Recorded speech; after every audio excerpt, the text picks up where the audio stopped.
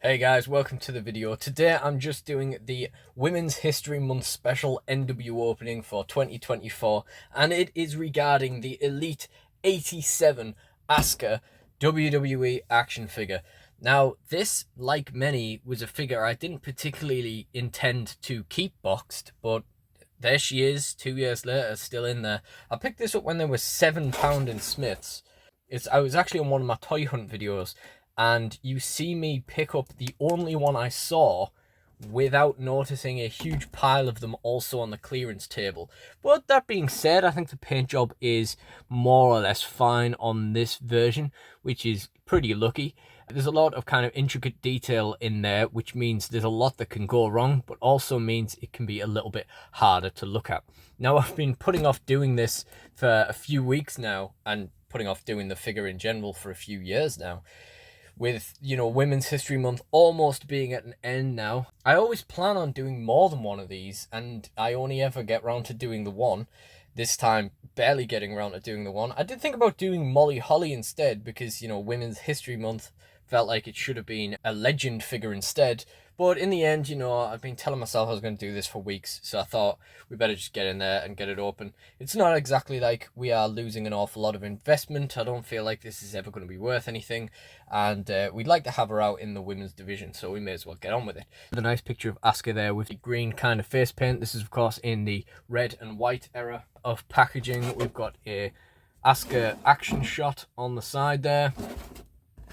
And we've got no bio on the back because it's a British figure. Other figures in the series: Candice LeRae, I've seen her shelf warm. Apollo Crews, they're not really worth anything now, but, people kind of cared at the time, I guess. Braun Strowman, Otis, I guess some people were in for. Santos Escobar. It wasn't a super strong series, is basically what I'm getting at here. So let's get into this and take a look at what we've got. I just finished the next two parts of the mail rush before I did this, and I had to go out of my room and find some more scissors in there because I just couldn't find my usual pair anywhere. But, yeah. So, there's the backing card.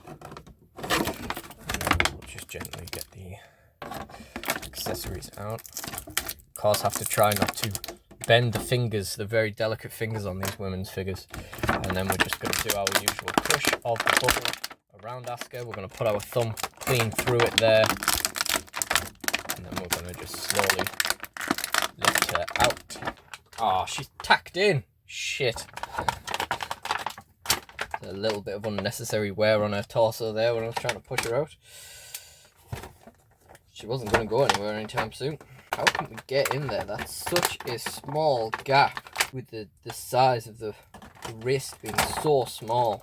Might have to just do the tactic of just chipping away at the top of the tag until it goes away, until it does my bidding. Because there is no leeway in that at all. I've actually just trying to get a hold of the tag. I've actually just pulled the whole thing off, so that worked. So, that is what the figure is looking like out of the box, and I did notice on the way a little bit of like weird kind of paint there. Like, I don't even know where that's come from. Like, it's a bit of silver. I can't really see it in the light. Maybe there's a little bit of silver intertwined in that gold. I can't really see, but I don't really know where that came from otherwise. But other than that, we're looking pretty good here. Like I say, there's a lot of intricate detail and colour and stuff to this figure, which makes it really toyetic. I mean, from the head down, we've got the really bright pink hair that just really pops, and then we've got it goes into the blue, and even the kind of blonde, yellowy kind of colour. It really just all leads to a really enticing picture, especially with that green face paint in there as well. The likeness on the face mould really is not bad. And we have that little red line through the eye as well. The face and everything looks pretty well painted. There doesn't seem to be any major wear on that face paint, although there is a little bit of green there, which doesn't look about right, but it's mostly covered by her hair anyway, which, as I say, is a lovely bright pink colour, which is one of the most enticing colours for me on an action figure. Pink and yellow, I would say. the gear is a lot going on. It's an Asuka gear. There's a lot to kind of take away and digest here. So let's maybe zoom in. Okay, that's annoying, but we'll get into that in due course. Let's maybe zoom in and we'll work our way down. So this is a pretty standard kind of Asuka style of gear, but like I say, it's very kind of unique, very intricate. We got the gold and red details on there. On the back is just black, so that saves us some time. We've got that mark on the shoulder there. We've got the red, gold. I mean, there's a bit of paint wear along there as well. The red gold trim and the black kind of wrist tape, and then the gold and black on the other side with the black strap at the top of the bicep there. And of course, we've just got the same kind of that overarching top. We've got the red thong, I guess, over the top of the black shorts with the gold detail. I think that gold paint is just going to chip off there as soon as you start moving the legs, but it isn't the most cromulently painted thing in the world. Neither is the red, the front of the thong, actually. The lines aren't particularly well defined. We have a bit of gold trim around the waist as well, and the lasso of truth on the side there, the yellow bit of rope, which is a nice little detail, kind of brings out a little bit more in the figure.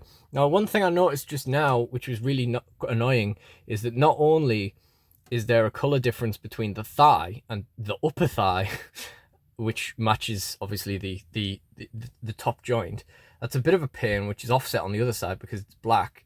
However, it's kind of hard to get these lined up, and that's not necessarily their fault, but you know, it's not necessarily a design flaw, but it doesn't exactly make it look great. Like I say, at least that tonal difference is covered on the left leg. We've got the red knee pad, black on the other side on the left leg, and we have the gold trim on the right leg. Again, a little bit of paint wear there. This is probably the prime era for Mattel, just having like paint wear and stuff right out the box.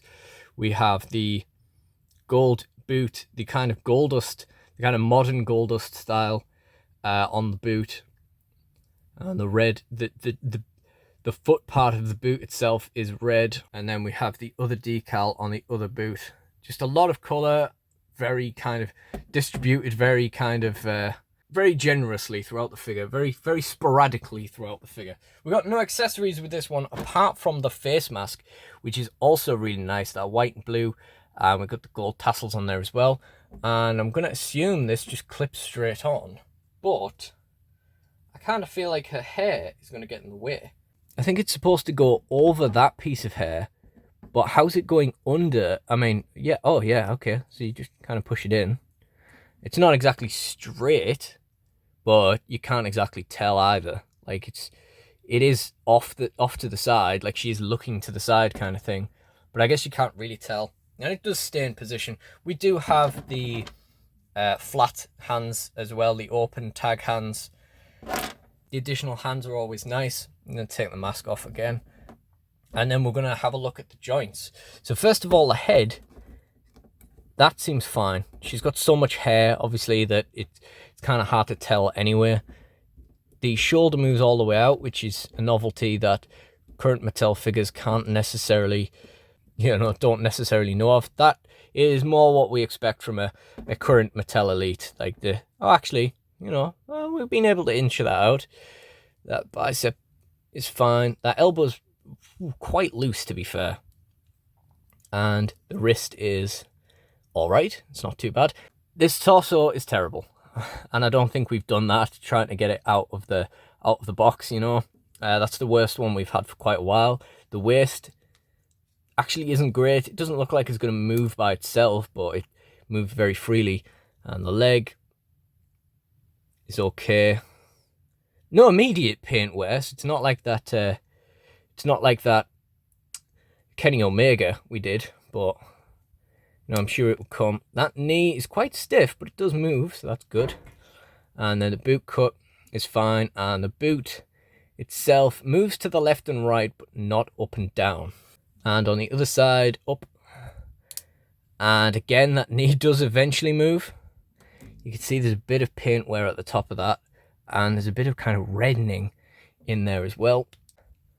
and the boot cut is fine, and the other boot also doesn't go up and down, but does go from side to side a little bit. Now, all in all, I think that this figure is really, really nice.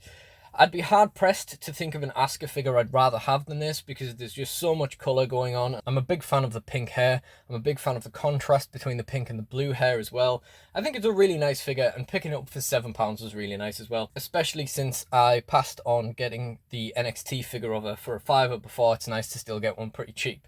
However, I am glad that we only spent £7 on this, because as much as it's nice to have all those intricate details on the figure, there's a lot of paint wear right out the factory. There's a lot of like visible issues with the figure. Obviously, I mean, you know, it's obviously not anything that you're going to see from a distance. It really wouldn't bother a kid or anything.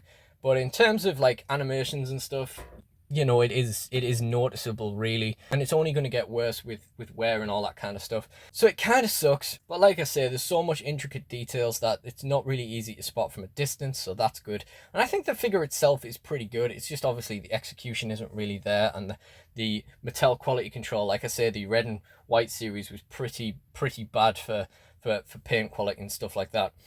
And what I like to do to end off my unboxings is talk about what this figure is going to do in my figure fed. Now, Asuka is theoretically going to be a pretty big player in my women's division, but that might have changed that.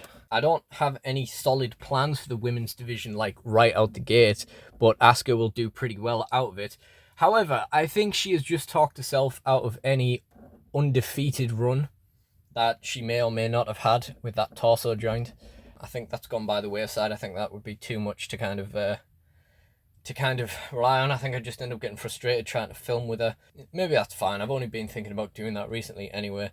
So yeah, that is everything for this video. If you enjoyed it, please do like, comment, and subscribe. Let me know what you think, and check out the NWOpenings playlist in the end screen. I really do appreciate you guys joining me, so thank you all for watching, and goodbye.